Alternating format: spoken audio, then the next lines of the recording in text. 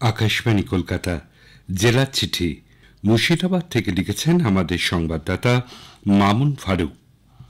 রুদ্ধশ্বাস গরমে শরতের গা শিশিরে অনুভূতি না মিটলেও প্রকৃতির নিয়মেই শরৎ এসেছে মুর্শিদাবাদে।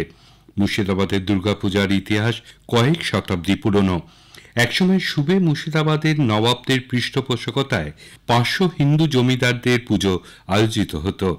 সম্প্রতির অতীত ইতিহাস গর্বিত জেলা মুর্শিদাবাদে লালবাগের কেল্লা নিজামাত চত্বরে ঐতিহাসিক দক্ষিণ দরওয়াজার সামনে নবাবদের দান করা জমিতে আয়োজিত দুর্গাপুজোর প্রধান কর্তার পদ বংশানুক্রমে নবাবদের বংশধরেরা অলঙ্কৃত করেন। এখনও মুসলিম জনবসতির গা ঘেঁষা পাড়া মহল্লা মিলিয়ে প্রতিবছর এই জেলায় কয়েক হাজার পুজোর আয়োজন হয়। এবছরও তার তোড়জোড় চলছে তুমুল। আত্মহত্যা প্রবণতা বাড়ছে মুর্শিদাবাদ জেলায়। দাম্পত্য কলহ থেকে অবসাদগ্রস্ত মহিলা পুরুষ কীটনাশক খেয়ে গলায় দড়ি দিয়ে আত্মহত্যা করছেন মুহুর্মুহু। বছরে গড়ে প্রায় 900 থেকে 1000 মানুষ আত্মহত্যা করছেন মুর্শিদাবাদ জেলায়। মানুষকে আরও সচেতন হওয়ার আহ্বান জানিয়ে 10ই সেপ্টেম্বর বিশ্ব আত্মহত্যা প্রতিরোধ দিবস পালনের অনুষ্ঠানে এই পরিসংখ্যান তুলে ধরেছেন জেলার মনোরোগ চিকিৎসকেরা। এই সকল সমস্যার সমাধান করে সমাজকে সুপথে পরিচালিত করার বিশেষ প্রয়াসে মুর্শিদাবাদের সাইকিয়াট্রিক সোসাইটি 10 থেকে 16ই সেপ্টেম্বর পর্যন্ত আত্মহত্যা প্রতিরোধ সপ্তাহ পালন করে। বামমনস্ক প্রাথমিক শিক্ষক সংগঠন এবিপিটি এর তত্ত্বাবধানে নিখিলবঙ্গ মেধা অন্বেষণ পরীক্ষায় আশাতীত সংখ্যায় পড়ুয়ারা অংশগ্রহণ করেছে এবছর।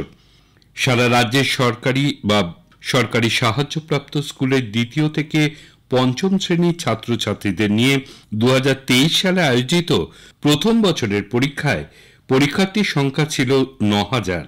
2024 সালের পরীক্ষায় সেই সংখ্যা বেড়ে দাঁড়িয়েছে 18,164 জনে।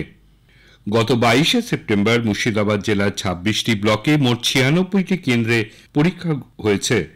বাংলা, ইংরেজি, অঙ্ক, পরিবেশ, সাধারণ জ্ঞান মোট 5টি বিষয়ের উপরে 100 নম্বরের পরীক্ষা নেওয়া হয়।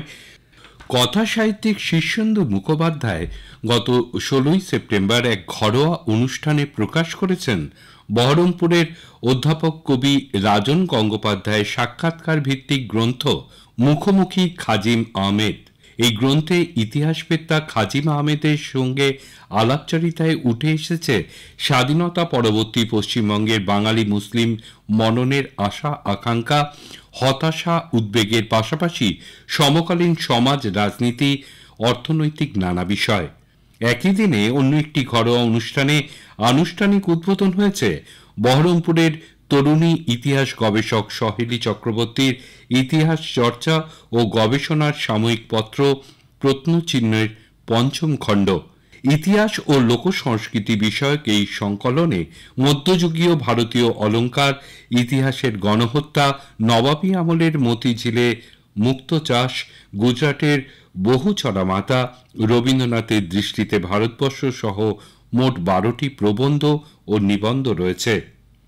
13ই সেপ্টেম্বর প্রয়াত হয়েছেন মুর্শিদাবাদ জেলার সাংবাদিকতার কিংবদন্তি বর্ষিয়ান সাংবাদিক চিন্তাবিদ অনল আবেদিন।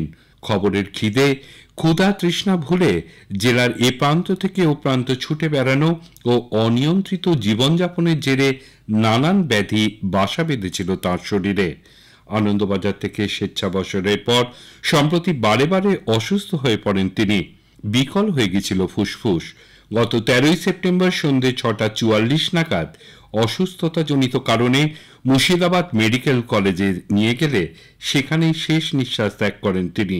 রাতেই গোলাবাজার উকিলপাড়ায় নিজস্ব ফ্ল্যাটে ও পরের দিন সকালে বহরমপুর রবীন্দ্র সদনে তাকে শেষ শ্রদ্ধা জানান তার গুণমুগ্ধরা।